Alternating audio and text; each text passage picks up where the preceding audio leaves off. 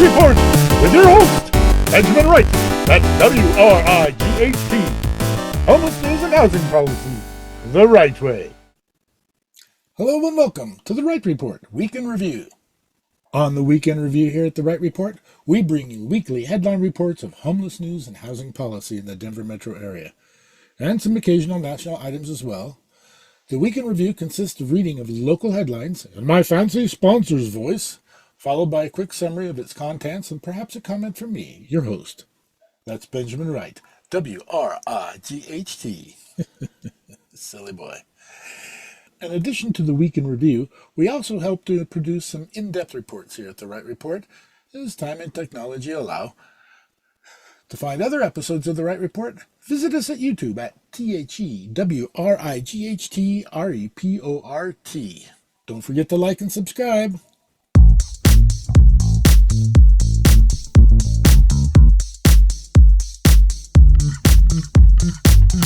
We at the WRIGHT Report want you to be better informed by reviewing the news coverage of homelessness and housing policy, paying attention to how the coverage is framed, who framed it, hence the commentary, and with a little luck, have some fun along the way. So let's get it right with the WRIGHT Report. That's WRIGHT.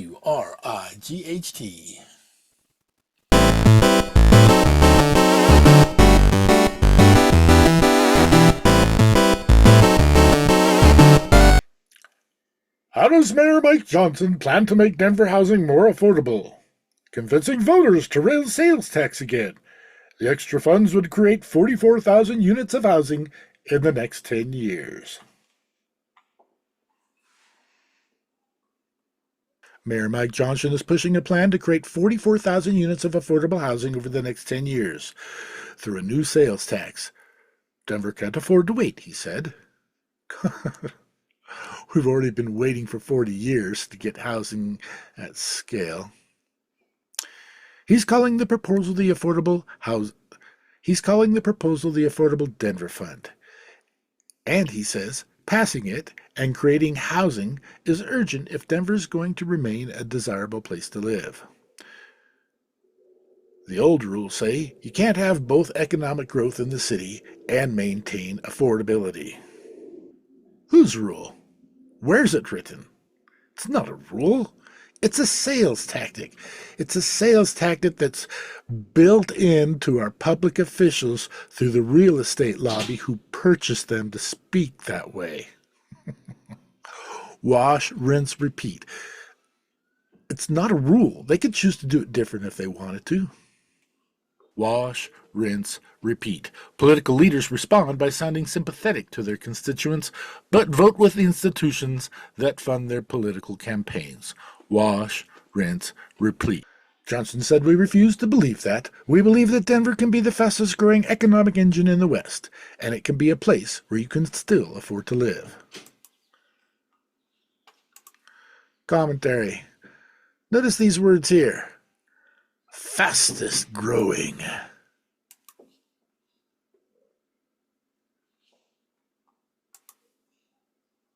Think about it. What would happen if we were the second fastest, but we housed all our citizens? What would happen if we were the third fastest growing, but we housed all our citizens? All of those cases would be better. We'd still be growing fast, and our citizens would be housed. Both are good. Win-win. Problem is hyperbole, the over-exaggeration of the ideals of policy. The mostest, the bestest, the firstest. It's because of this desire to exaggerate goals. It's because of this desire to exaggerate goals about what is acceptable why we're in this housing situation in the first place.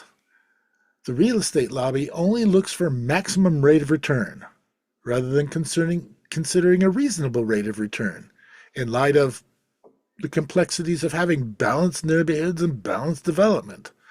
The consequences of only developing projects that yield maximum rate of return is that you have a market that's overbalanced with high-end and luxury stuff, and yet you have a population who can't afford it.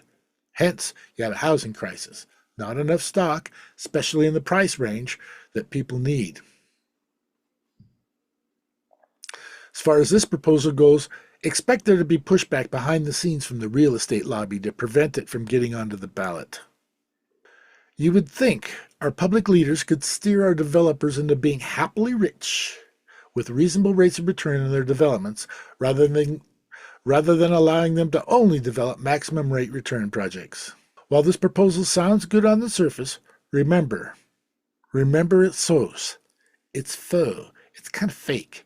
Mayor Mike Johnson likes to say things people like to hear, but only partially commits to what's needed to actually get things done. For example, claiming that he housed 1,000 people before Christmas this year, and yet really all he really did was give these guys a 2-week vacation in a hotel before they got pushed back out onto the street. Now, granted, some were actually housed long term, and because of these efforts and the money that he's spending, it is better. It is a better response, but only marginally so. Not at the level that he's claiming. What do you think?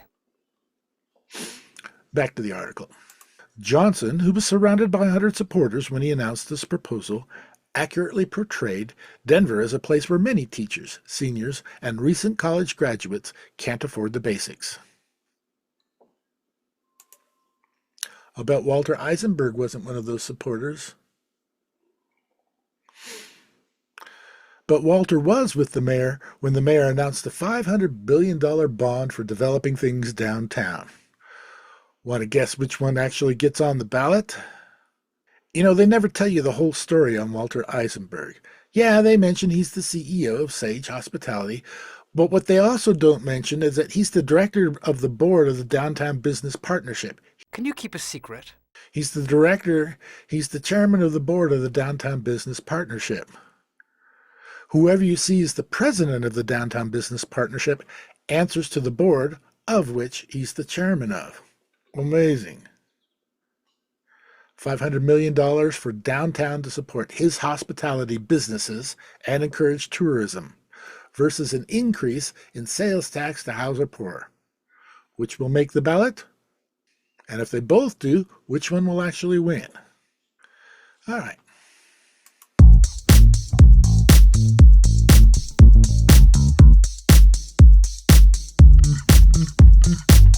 Most Denver residents feel safe and love city services according to a new bipartisan poll. More Denverites say their city is doing better now than they did in August 2023. Nearly 3/4 of Denverites say they feel safe in the city, and that number has risen over the past year. I wonder how many of those surveyed were actually homeless, not on the street. I guarantee you, folks that are homeless and on the street don't feel safer now than they did a year ago. It's always tenuous.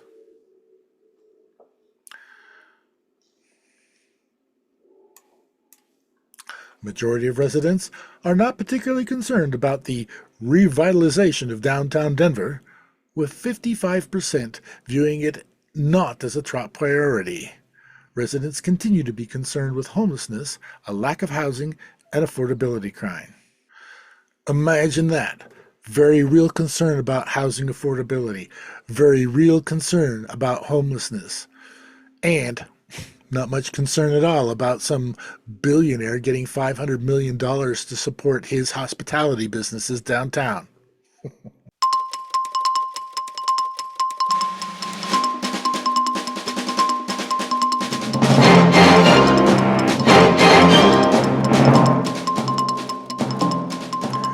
New law will make it tougher for Colorado HOAs to foreclose on homes. The measure is aimed, in part, at making good on a promise that the governor and lawmakers to change the state's HOA laws following a Colorado Sun investigation last year. Colorado homeowners associations will have a tougher time foreclosing on their residents for unpaid debt starting in August. House Bill 1337, signed by Governor Jared Polis in early June, creates new hurdles for HOAs before they can file foreclosure and limits on how much associations can charge in attorney's fees when they are trying to collect what they're owed. It also gives homeowners a second chance at keeping their properties in the event a house is foreclosed on by an HOA sold at auction. This bill really gets at the pieces of the processes and how it works that we were seeing lead to the most devastating foreclosures, said Melissa Mahay, Director of State and Local Policy at the Community Economic Defense Project, which was one of the major groups behind the bill. The measure, passed the legislature in April, is aimed, in part, at making good on a promise from the governor and lawmakers to change the state's HOA laws following a Colorado Sun investigation published last year. Good journalism. That's what it's supposed to do. Expose that stuff so we can make changes. The investigation revealed that Colorado HOAs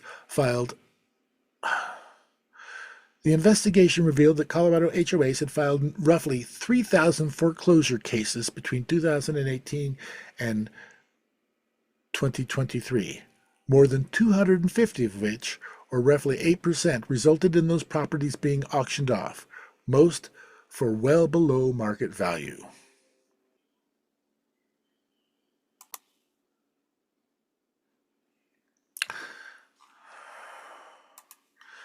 A little more on the tax proposal, this time from the perspective of the Denver Post.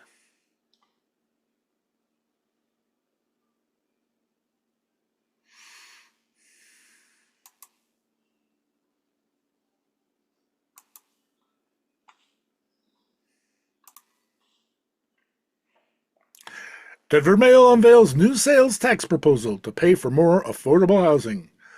Mike Johnson, City Council members plan to ask voters for a 0.5% affordable Denver tax to fuel efforts.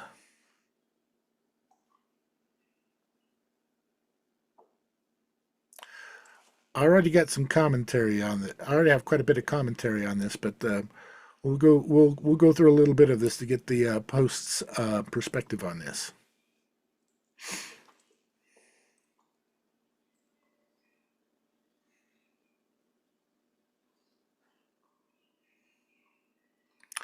Denver city leaders plan to ask voters in November to increase sales tax to raise nearly $100 million a year for affordable housing projects, helping Mayor Mike Johnson meet his housing development goals.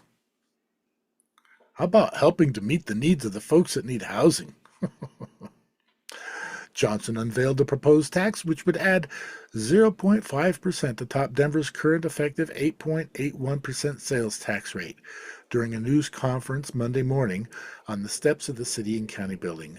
The Denver Post reported in early June that his administration was considering a new tax to fuel the city's affordable housing efforts amid surges in home prices and rents that have made Denver unaffordable for many workers. Ain't that the truth?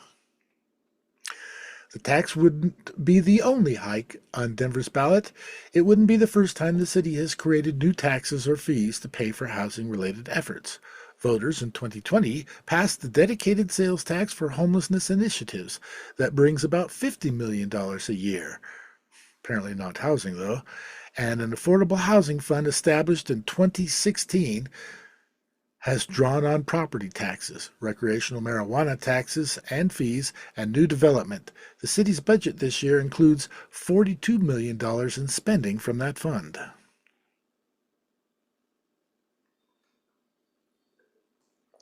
But the new proposal would turbocharge affordable housing initiatives.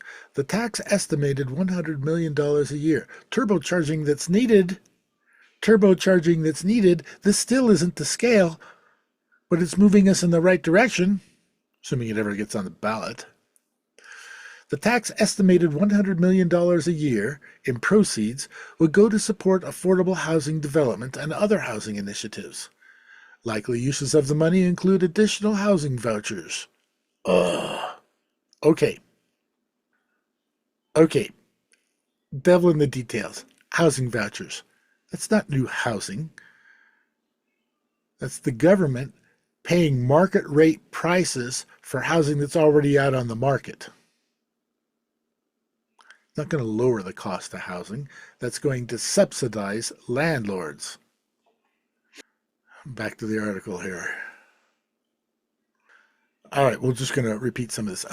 Taxes estimated $100 million a year in proceeds would...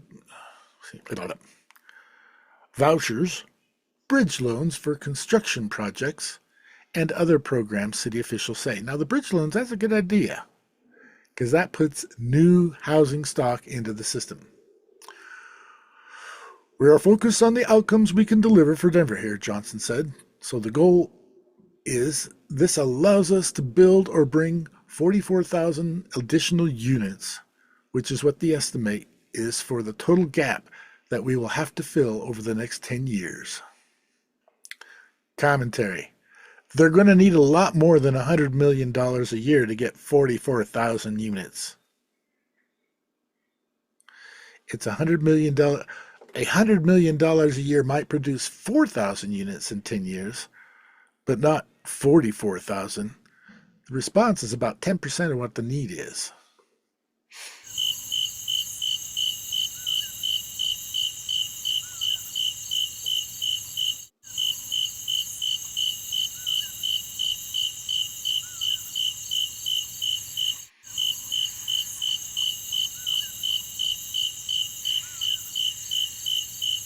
Fun?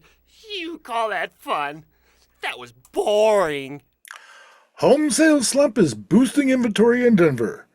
Region's housing market softening when it should be peaking. Commentary. So this is a pro-real estate article. It's a promotion piece.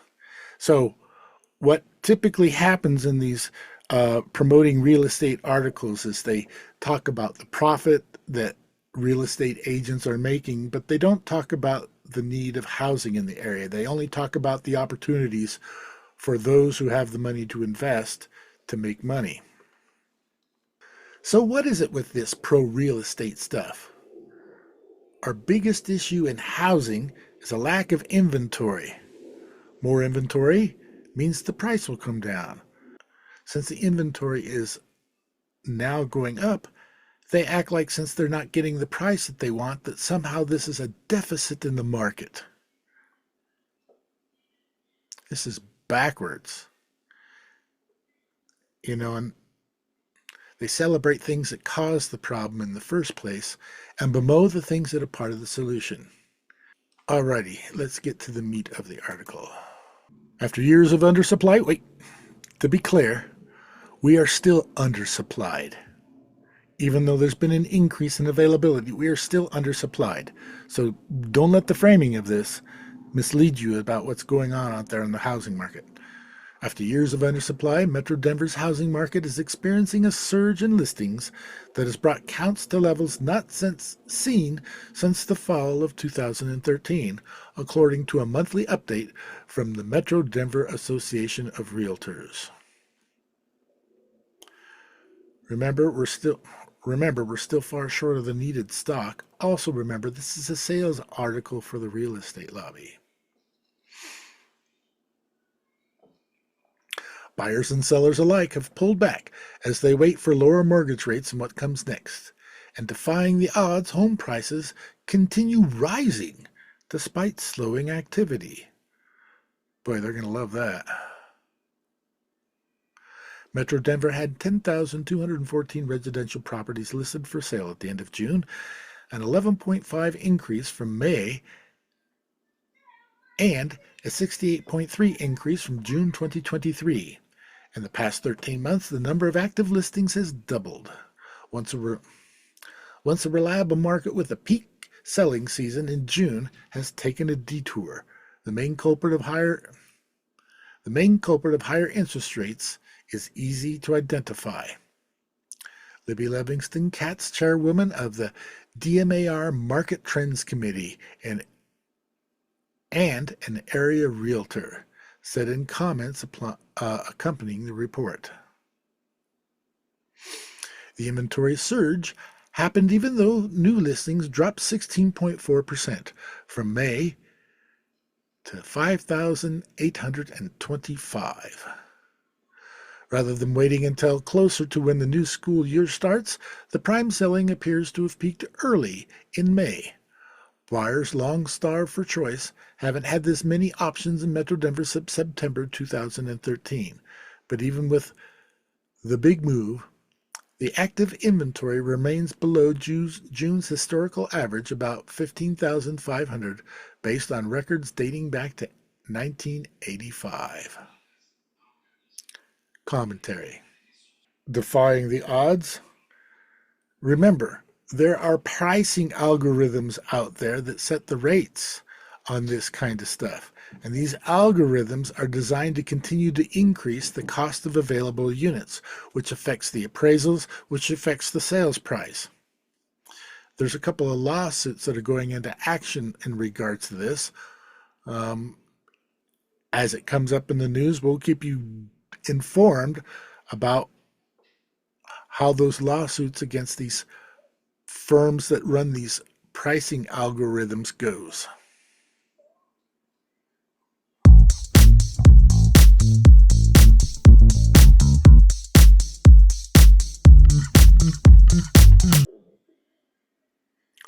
And on the very next day, the same reporter, Aldous Faldi, reports, "Real estate shortage. Metro Denver has more than 70,000 quote-unquote missing households. Deficit needs to be backfilled before housing shortfall can ease." Commentary. So it is a $44,000 shortfall that will be needed in 10 years, or it is a $70,000 shortfall that is existing now. Now, there are differences from what these kinds of numbers reference. The 44,000 is needed affordable units, where the 70,000 is needed total units right now. So, but because they don't be clear, because they're not clear on some of this kind of stuff, they can manipulate it to lead it astray. I mean, the day before, this same guy was talking about a surge in listings in the market, and now he's talking about a shortage out there of needed units in his next breath.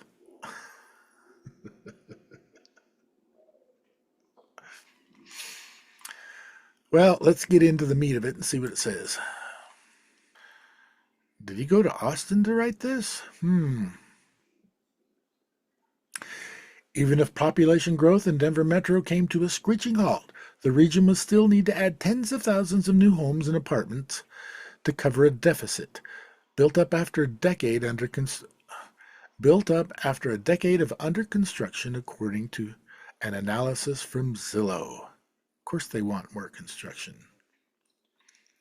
The country has seen the strongest pace of new home constructions since 2007, the final year of the housing boom.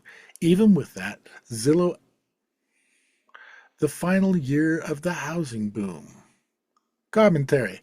It's also the preceder to the housing crisis in 2008. Remember that? Let's continue. Even with that, Zillow estimates that the country's housing deficit rose from 4.3 million units in 2021 to 4.5 million in 2022, the most recent year available for analysis. "We desperately need to build more housing," said Orphy Devonier, senior economist at Zillow. Commentary. Remember the source. This is someone who's going to profit handsomely by building more housing, and they're calling for more housing to be built. And this is also at the National Association of Realtor Editors. He's also a National Association of Real Estate Editors. We need more housing, but notice they didn't say what kind of housing. He's not talking about budget housing to house people. He's just talking about units of inventory for him to sell and make money on. Back to the article.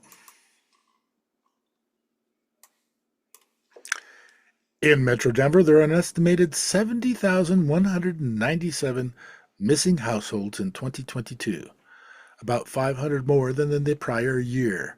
Zillow defines missing households as those living with non-relatives, then subtracts out the number of vacant units to determine the housing deficit.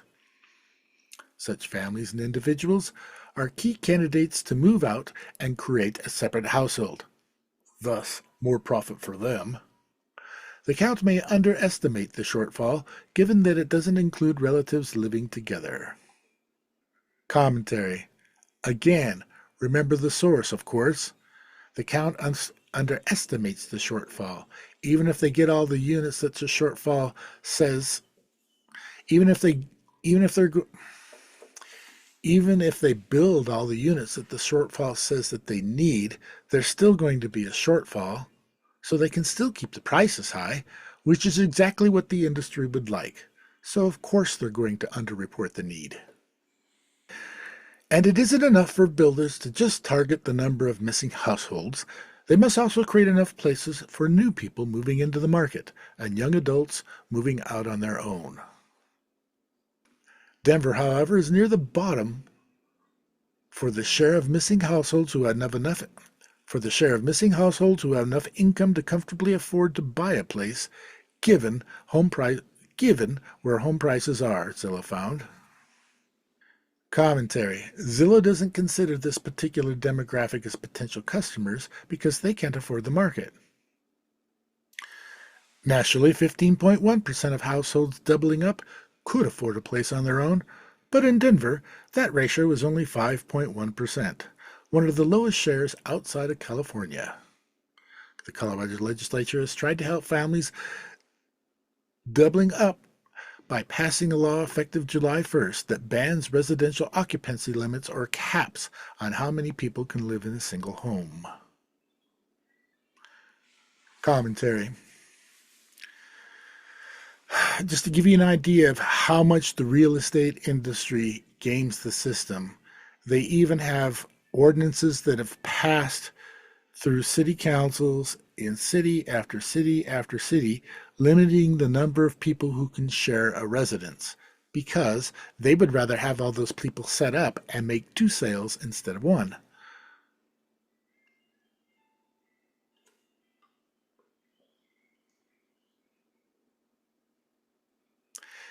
Anyway, let's move on to the next article.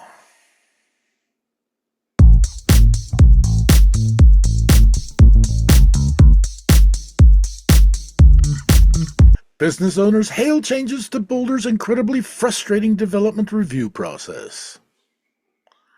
Commentary. Zoning review processes all over the nation do need modifications.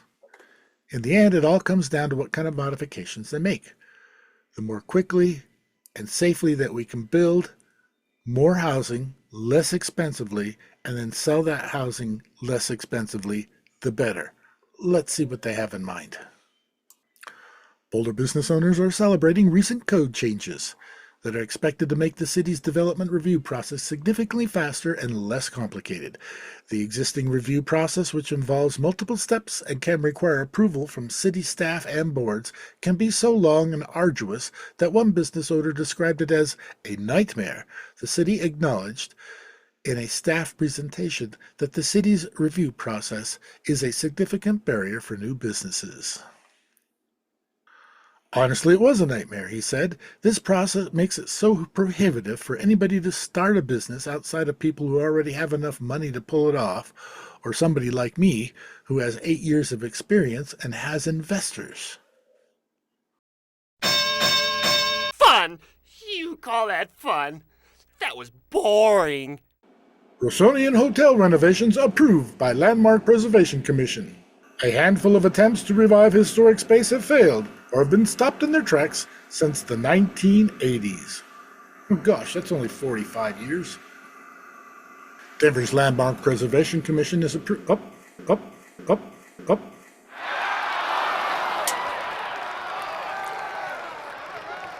Denver's Landmark Preservation Commission has approved plans to restore and build an addition to the historic Rossonian Hotel in 5 Points. Hotel, not housing. On July 9th, the Commission approved a roof demolition rebuild famous for the... On July 9th, the Commission approved a roof demolition and rebuild for the famous building at 2650 Walton Street, along with an 8-story hotel addition on the back of the property. The addition will change the main entrance on Washington Street, while preserving the historic entrances on Welton to allow for more room for pedestrians, and a new patio space as part of the primary entrance according to the renovation plans. The Rossonian is one of the most iconic buildings, not just in Five Points neighborhood, but in all of Denver. The project is the latest of many efforts since the 1960s to bring new life to what is a landmark of Denver's black history and jazz scene. Colorado development company Parasite Partners has owned the building since 2017. The company's renovation design, created with crane architecture, includes a 150-seat restaurant with a bar and music lounge. Historic details such as the signs and cornices of the building will also be maintained as part of the reimagined space. And now, for comparison, what's going on at the Crawford Hotel? The difference between 40 years to wait for renovations for a historic hotel in a black community versus the constant renovations happening in a very white downtown community. What we know about the renovations at Union Station's Great Hall at the Crawford Hotel. New lights, new rooms, new retail space, still no public restrooms though. Yeah, the public restrooms there is a whole ordeal. It's a transit station. There's always going to be chaos at public restrooms at transit station, but they closed them off because they're afraid homeless people are going to use them. Denver's publicly owned but privately leased Union Station has had a bumpy 10 years since the iconic building received a $54 million remodel and became an active retail and community space. Now another round of change is coming to mark a decade of economic activity in the transit hub that first opened in 1891. Though it's not going to be as drastic as the 2014 remodel.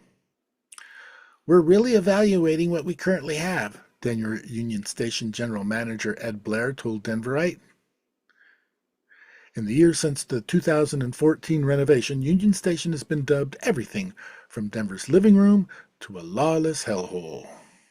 It's been a stunning example of urban renewal and benefits of public-private partnerships, and proof that Denver, particularly since the pandemic, has been in a state of urban decay. Through it all, it has been a gathering place for civic celebrations. Mayor Mike Johnson threw his watch party and inauguration party there. High-end restaurants surround the station. In the summer, the fountains outside become one of the top play areas for Denver families trying to stay cool. Transit users charge their phones and relax, unless you're homeless. Denver Union Station has been so deeply embraced by the local community, Blair said, that the extensive refresh will honor that embrace. Commentary. A little note about public-private partnerships. Can you keep a secret? So public-private partnerships is typically a way that private institutions use public resources as a way to enrich themselves. So at Union Station, not only do the cross-country trains go there, but the local RTD trains also go there, and there's also a very large bus stop. So there is a need for the whole city to be able to use the place. And yet, what did the private development develop? They didn't develop stuff that everybody could use. They only developed high-end restaurants, which were designed for rich folks. They got all upset when the homeless community was using the bathrooms there and made a big stink about it. All the while, all of these rich restaurants, think Sage Hospitality, think Walter Eisenberg, and the hotels near there, get public dollars to do their remodels, on the space for them.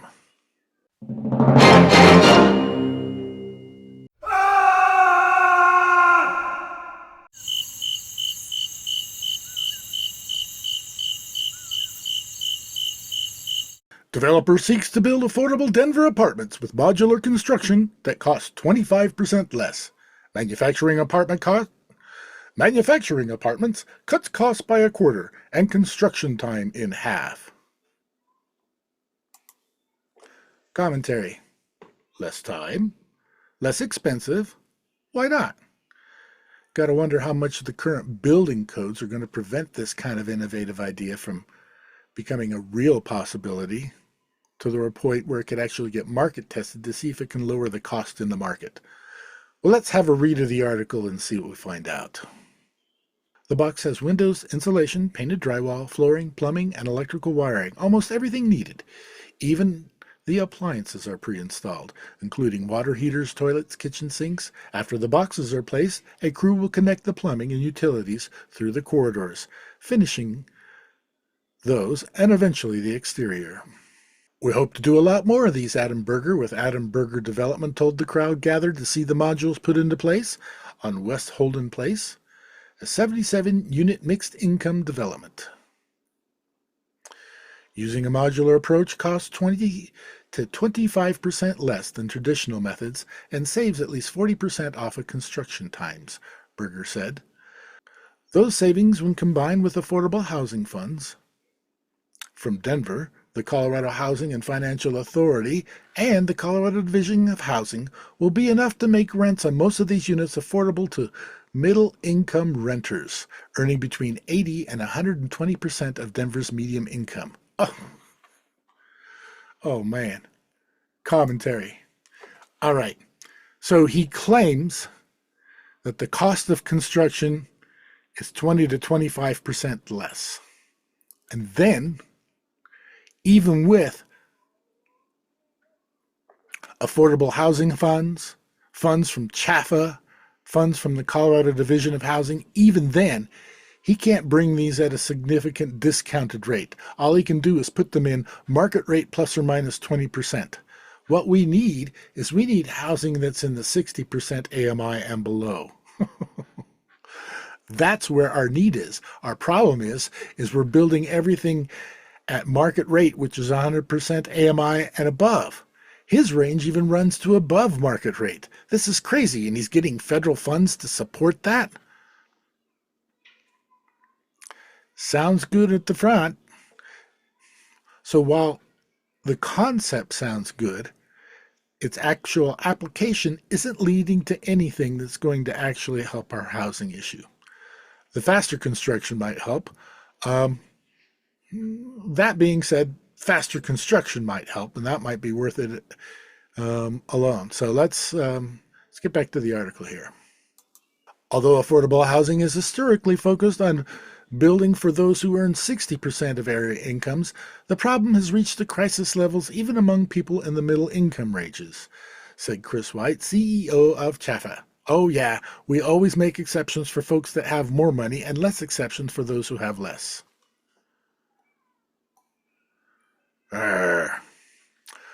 Market rents on one-bedroom units at West Holden Place are expected to be about $1,900, with affordable rents still to be determined below that for qualified tenements. What that means is that's what he's going to get no matter what, but they'll be able to lower the rent if they get government subsidies to make up the difference between what the renter can actually pay and what he's asking. Don't be fooled. He's banking. Pre-leasing is expected to begin next month.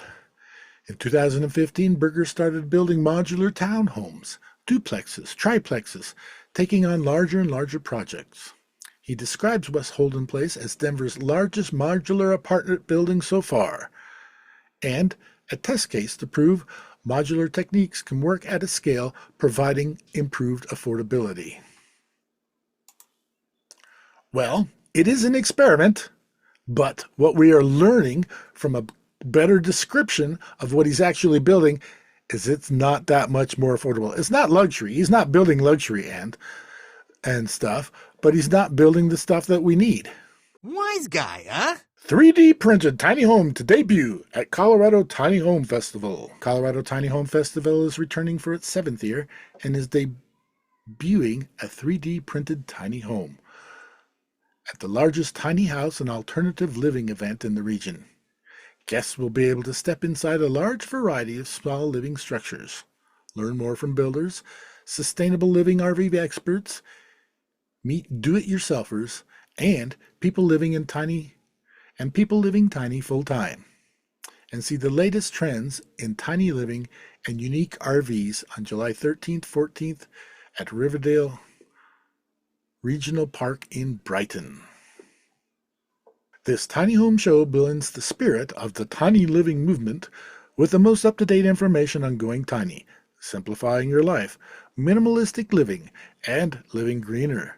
Unique small living structures will be spread throughout the Colorado Tiny House Festival grounds and include assortment of professional and DIY builds.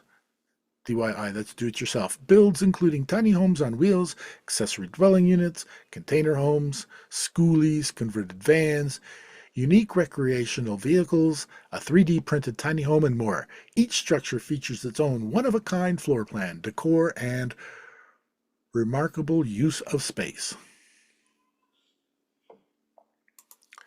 Commentary. An event like this is about rich folks living in a cool, different way rather than housing the masses and housing the poor. There's nothing here about lowering the cost of living. There's nothing here about lowering the cost of living by going tiny, which is different than quote-unquote simplifying. Additionally, attendees will enjoy expert speaker presentations, a product and service marketplace, a tiny taste of Colorado food truck court, and more. New this year, Colorado's first 3D printed tiny home builder will be debuting a home at the event, Ajar Printed Homes, which receive funding through Innovative Housing Incentive Program and Proposition 123 Affordable Housing Financing Fund, will be premiering its tiny home at the festival before opening operations in the state in the coming months. Commentary. There's no discussion here about lowering the cost of housing or how to house masses of people who need low-cost housing. And yet these folks receive federal money that was set aside of housing that was supposed to be for affordable housing development. And yet these folks receive money that was set aside for housing that was supposed to be cheaper than what's out there on the market. And that's not what they're selling. They are selling coolness. They are selling people's willingness to live in a smaller place.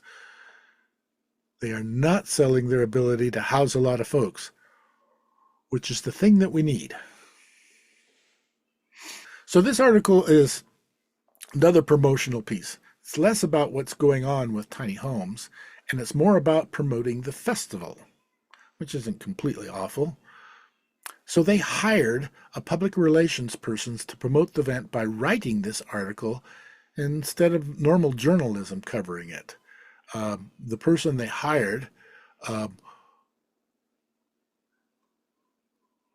is the principal at Ellis Communications Marketing and a veteran of communication professional with more than 20 years experience in local, regional, and national public relation programs, marketing communications, social media campaigns, strategic partnerships, and event promotion. She's a member of the PRSA, the Public Relations Society of America. You get the point. So this, what we're reading in the news, is actually an advertisement piece for the festival, and it is framed that way. And the things that we probably need to be knowing about housing and what they can be doing to address the housing isn't there. They're marketing coolness. It's amazing. Newspapers are full of a surprising amount of articles that are promotional pieces for events, restaurants, book reviews, some things that are good to know about. But know that these articles are less about reporting the news and more about promoting the event or product. Kind of like selling advertising, but in a different way. This qualifies. Denver residents shared their biggest safety concerns with Mayor Johnson. The mayor and city officials will soon hold similar town hall series on affordability in Denver. Interesting, that title. Biggest safety concerns. Affordability. kind of interesting how when things are not affordable, suddenly there's safety issues in the community. Like housing would solve a lot of the safety issues that people are concerned about. Just get them stably housed and allow them to live stable lives. How about that? What are the biggest safety concerns for Denver residents? The answers differ by neighborhood, but one issue clearly comes up most is speeding. Well, that's kind of a loop. 2 weeks ago, Mike Johnson wrapped up his first series of communication conversations, a series of down hall events focused on one of the 4 topic areas that he wants to improve in Denver in 2024. Safety, affordability, vibrancy, whatever that is, and great governance. By far the biggest safety concern across the community conversations was speeding and dangerous driving.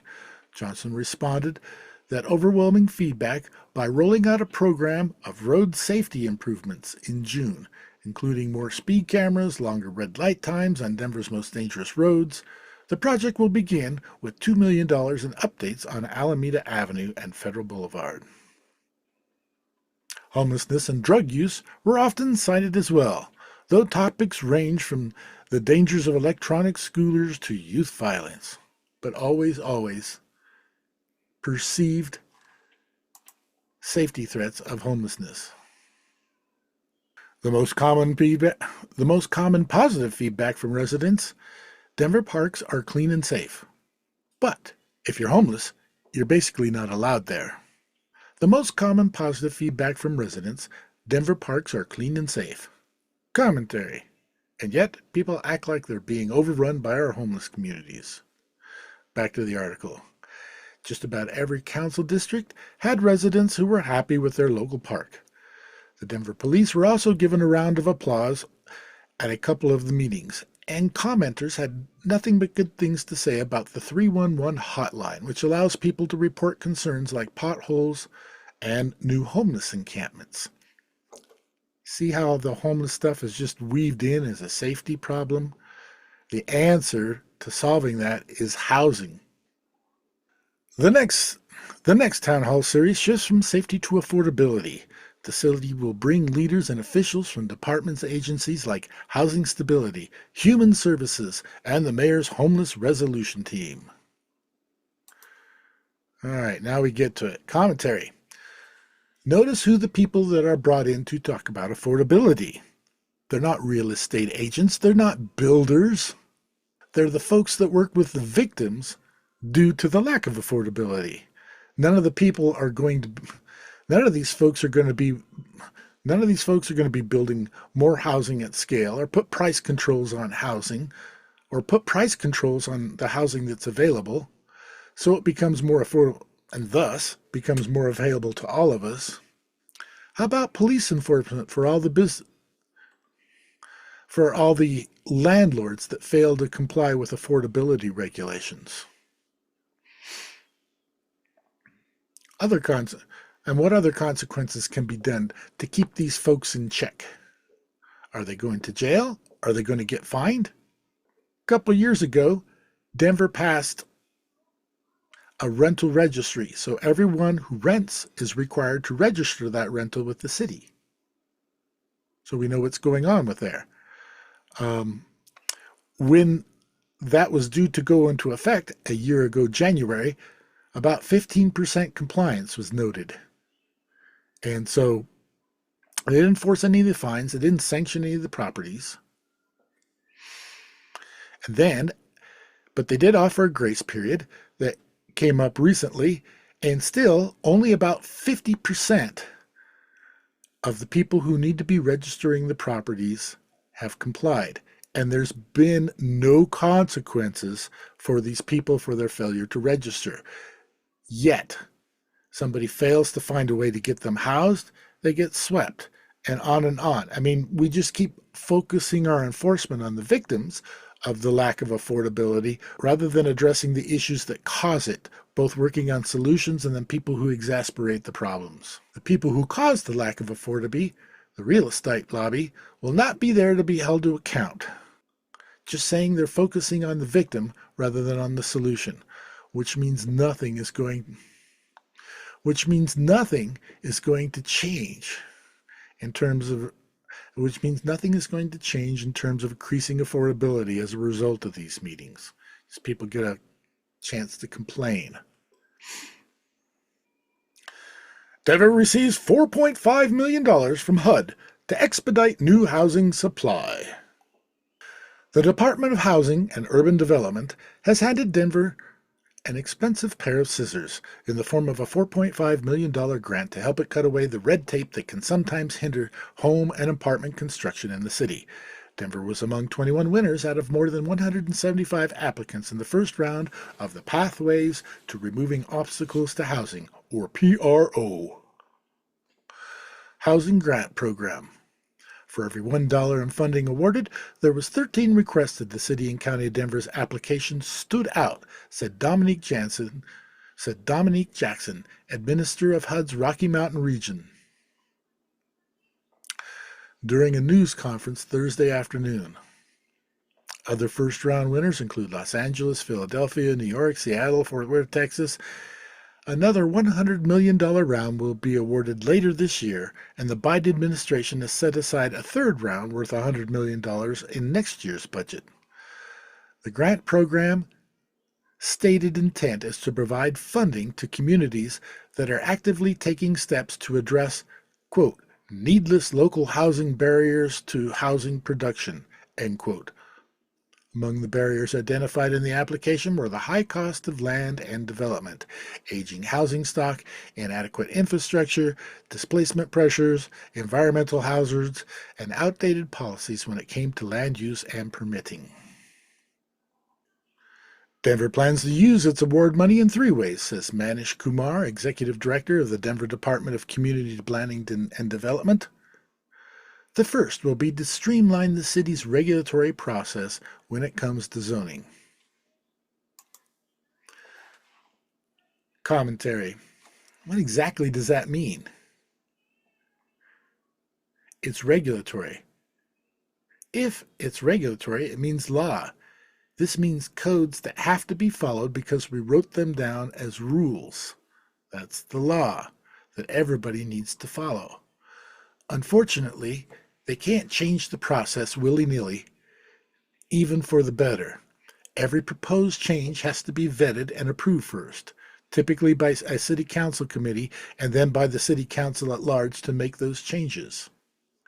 It has to go through an approval process where the people with the authority to give it a thumbs up or a thumbs has to go through an approval process where all the people with the authority to give it a thumbs up or thumbs down are likely can do so. Unfortunately, what happens is that most of these people in these positions that have the authority to make these decisions have been purchased by the real estate lobby through campaign contributions, meaning the kinds of changes that would actually get through may not necessarily help the general public.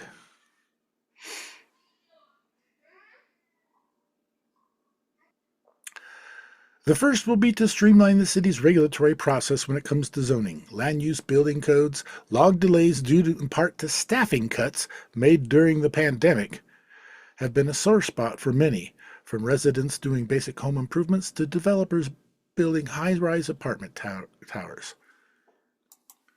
Commentary.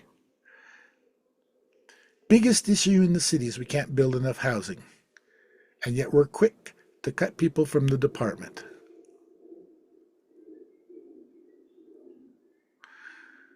And yet we're quick to cut people from the department that can help get projects approved. But we're slow to cut the police force when crime is going down. We just went through an article that spoke about how safe people feel in the city. In that same article, what they're complaining about is the cost of housing. Go figure. Wash, rinse, repeat. Political leaders respond by sounding sympathetic to their constituents, but vote with the institutions that fund their political campaigns. Wash, rinse, repeat. Thank you for watching the WRIGHT Report Week in Review with your host, Benjamin Wright. That's WRIGHT. Homeless news and housing policy the right way. Links to reference articles available in the comments.